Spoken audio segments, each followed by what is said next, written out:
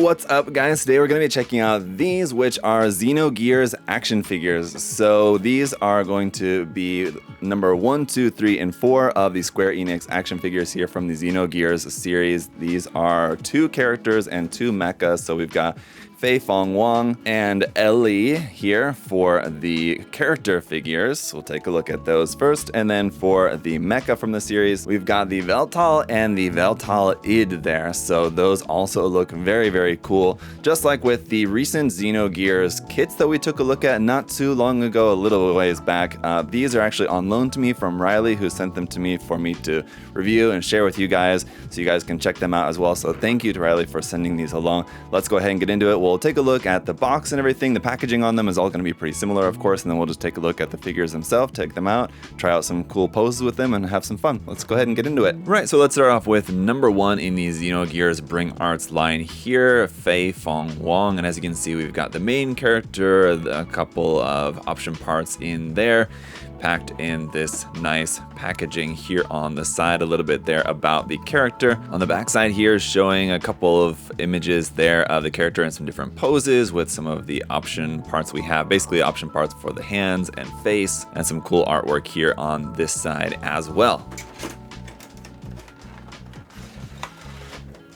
There are some instructions here in the box, basically just how to swap the heads and hands. That's pretty much it.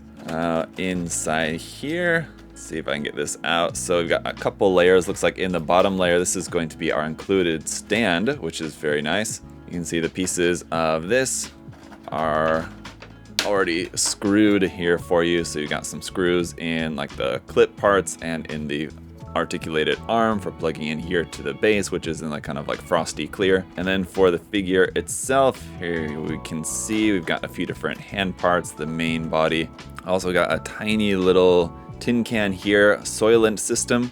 Very nice that's in there like that. Aside from those closed fists, which we've got on the kit at the moment, we've got some open hands, some different kind of style looking fists there for some different fighting maneuvers, and some open hands here again for some different fighting moves. We got this holding hand, but we don't have actually anything to hold with this kit. And then a look at our face options here. We have this just kind of standard sort of smirking face, and then this angry face there. So you're just going to be able to swap the heads.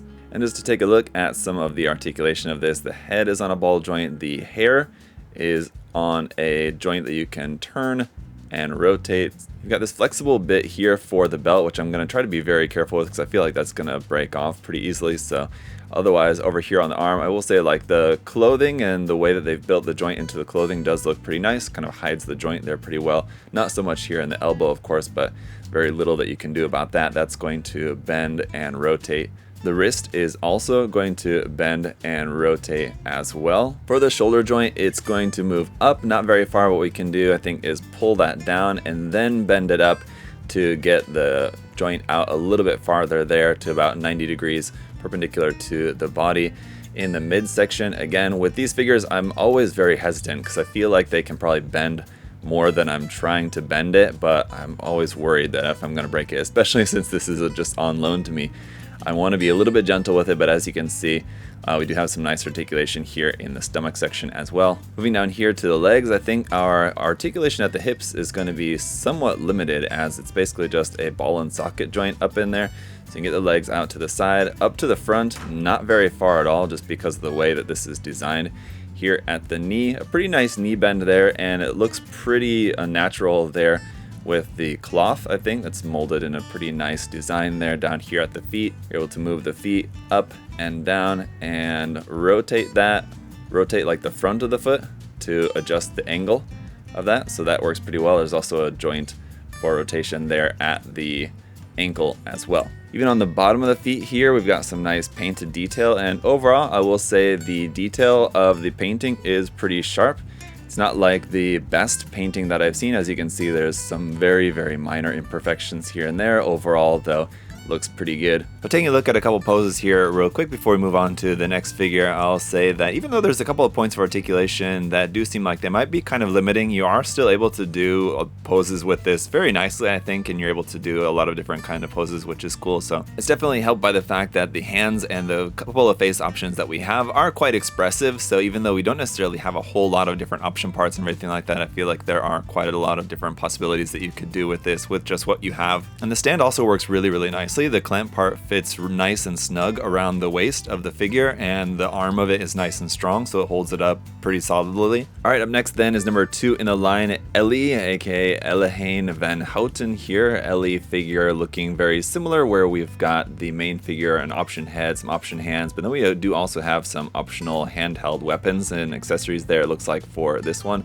Around on the side of the box is going to be similar information over here, which is all in English, which is nice there about the character. Over here, a cool little image.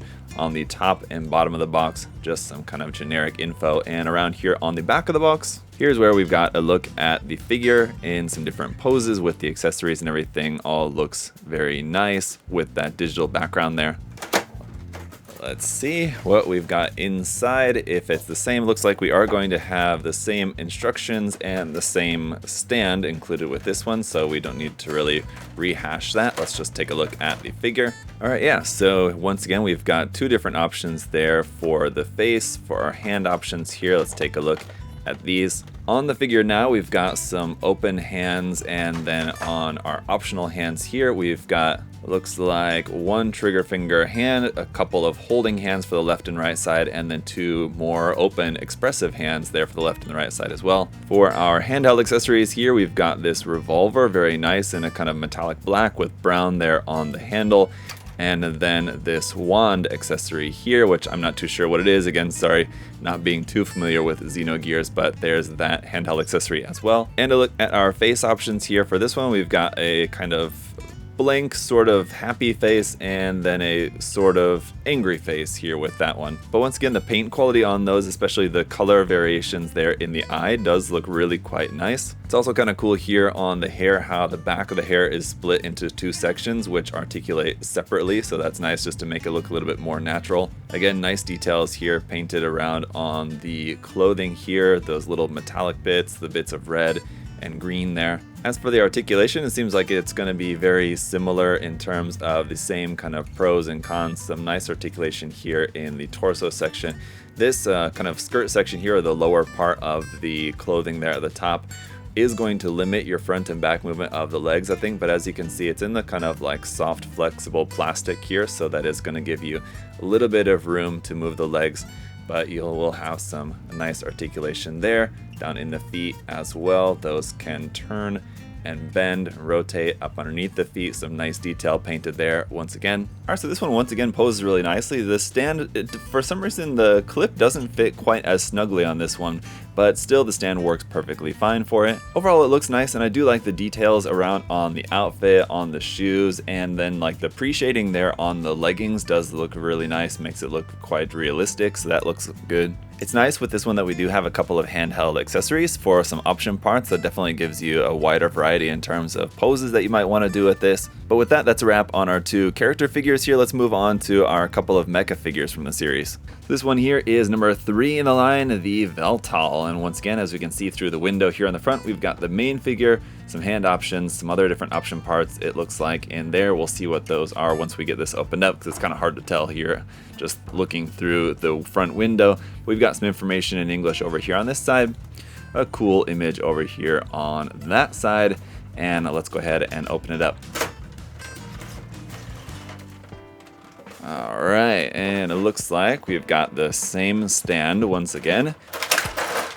Oh, it did the thing when I opened that up. Everything kind of exploded out everywhere, but these parts I know go on the backpack.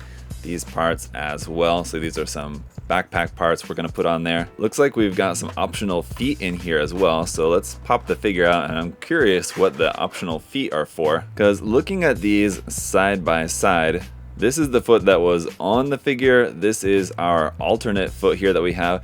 The only difference that I can tell is not actually on the outside, but on the inside. The alternate feet feel much heavier. I think these have some die-cast metal inside there. I think maybe the center part or something is die-cast metal. So they're heavier. I'm guessing the reason for that is just to help the figure to stand, having that weight in the feet. Otherwise, there's no discernible difference here that I can tell. But on the note of the feet, there's a kind of nice articulation point here in the ankle, how this ankle joint actually extends down like that. That'll give you a wider range of movement. Otherwise, if you just need just a straight leg there, you can plug that in a little bit more closely, and then you don't have that gap. But going back up to the top, you can see once again some nice painting around on that. The colors all look cool. The kind of metallic purple looks really nice with the red accents and the silver accents on there. The eyes look nice. We'll take a look at the articulation and then come back to our hand option parts. We have a double joint at the neck, a ball joint here at the top, and then also a hinge at the base of the neck as well, so we can get a nice range of up and down movement here. In the torso section as well, some nice movement around, forward and back. We also have a little bit of rotation there at the hips. This shoulder armor can move on its own. The shoulder itself is basically just on a ball joint, so we can bring that up and out to the side like so. Rotation there at the bicep. A single joint at the elbow giving us a little bit more than 90 degrees. And then the wrist is on a ball joint, but a very wide open ball joint there, so we're able to get quite a lot of movement out of that. These side skirt bits are able to move out and out to the side like that, and they're also attached via ball joint, so you can kind of move those around a little bit, basically to get them out of the way, so that we're able to bring the leg up nice and far.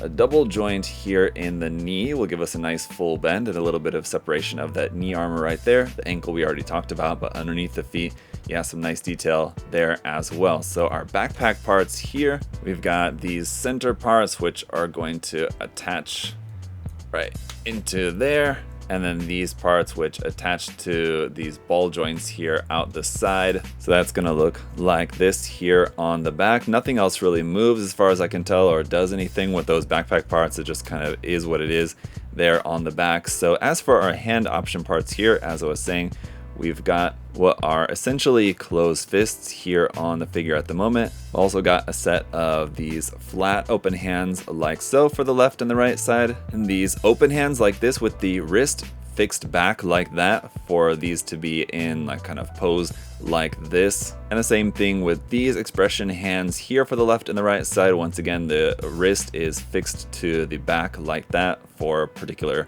posing. Let's take a look at that. Now, by the way, for a size comparison on these, just to give you guys a sense of how big they are, roughly kind of about the size of a 100 scale Gundam kit, for example. They're like a master grade kit, maybe slightly smaller depending on the kit, I guess, that we're comparing it to. And the figures themselves, I think, are pretty standard, like comparable to like a Figma or something like that in size. Now, obviously, as someone who's into mecha models and, you know, mecha robot designs and that kind of stuff, this is definitely more appealing to me than the character figures, but it is once again really nicely articulated for doing all sorts of different poses. You are going to have a little bit more trouble getting the action stand on this. You're going to want to connect the stand around the waist before putting the backpack parts on, otherwise, because the backpack parts get in the way, so you're going to have to take them off and put them back on if you want to take the stand off or put the stand back on. That's a little bit annoying, and I would have preferred a connection point for the stand up underneath the hips, kind of like what we're used to in normal like Gunpla and stuff like that. But otherwise, everything that we have in the box here, just with the option parts for the hands mostly, is what you're going to have in terms of your just different posing options. Everything works well, and it's a nice looking figure. But alright then, for the fourth and final figure in the line, we've got the Weltall Id. It's a very red looking, interesting, cool looking mecha there, as we can see through the window, and a deeper box. So all the other boxes were about like this. This one's got a little bit more depth on it, so I think we've got some more option parts or just like larger parts going on in here with this one, but there's the information on that side. There's the illustration here on this side. And here on the back is a look at the photos that we have. Kind of dark, and you can't really make it out too well. If you're someone like me and you're not too familiar with the design, it's kind of hard to see in some of those photos, but here you can see it's got these big wings and everything, which I think is probably one of the reasons why this box is going to be a little bit thicker. But let's pull it out here and see what we've got. So our instructions are down there in the box, as I can see. The stand is different on this one, so it's not going to be the same stand this time around. Let's take a look at that, which is our lower level of the box here. First up, this has our kind of wing parts there for the back, which are articulated Just it looks like only in like the main articulation point there, so it rotates, and then these are connected via a ball joint, so you can kind of change the angle of those. But as you can see, it's in this high gloss red plastic, which looks really nice. Reminds me quite a lot of the Xenogears. We'll come back to that on the main figure. Just want to take a look here at the base. I'm guessing because this is a larger and heftier figure, we have this larger and heftier base here for this in clear black. It's much bigger, and the connection arm is also much bigger here and beefier. So I guess this is going to hopefully plug just straight into the back, maybe. Let's see here, pop open the main figure. And it looks like we do have maybe an adapter piece for this stand, so let's check that out. But for our hand option parts there, you can see we have these open expressive hands, these flat hands there, and then these just kind of open resting hands for those. And let's pop this guy out of here. Got some layers of plastic just to protect the nice glossy finish on this.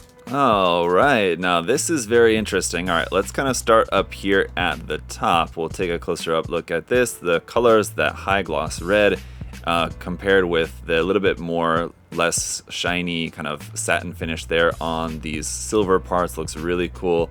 Very interesting looking design here. And then we got these big fins at the knees, and we get all the way down to these legs and the feet. And these feet parts are in die-cast metal, so these two parts there for the front and back of the foot, which can point down here like that, and has the same articulation point like with the regular Weltall, that the ankle, and it has the same articulation point with the Weltall that the entire ankle joint can slide up and down to give you a little bit more range of movement there. So you can see that extends down like that, otherwise presses up into there and around here on the back. Now, the only issue that I'm worried about with the feet being heavy, that makes it better for like doing standing poses, but I'm worried if the knee will be able to hold it up. So if you had the leg out like this, if the weight of the foot will cause the knee to sink down. It seems like it's pretty good so far. This knee doesn't seem as tight though. So long as it's able to hold up the weight of the foot, you can see if I put that up like that, kind of shake it a bit, it's starting to sink back down. So it seems solid enough probably for most poses, but that could become an issue. Here is the point where we're going to plug that adapter piece. This is going to slide off there right at the back of the hip section. This adapter is going to slide up into there, which is much easier to connect, I will say, than the adapter piece, which should make this much easier to get on the stand compared with the regular Weltall, which we just saw. And it looks like those wing parts are going to plug into there. So this is just like a piece here to keep it in the packaging. So we're gonna remove these from that red piece and then plug them into here on the back, where we'll also have a point of rotation here to be able to change the angle of the wings like that. But on that note, let's go ahead and try out some poses here. This is a pretty cool and very impressive looking figure. That high gloss red just looks so cool. Again, very reminiscent of the Xenogears. And a larger, bulkier base definitely fits well with this one. The arm of it's almost a little bit too bulky, I think, maybe, but it's definitely worth having compared with the regular base like we've seen with the first three figures. I think those are probably not going to be strong enough to hold up this one. Probably would work okay, but it's nice that this one has the larger base on it.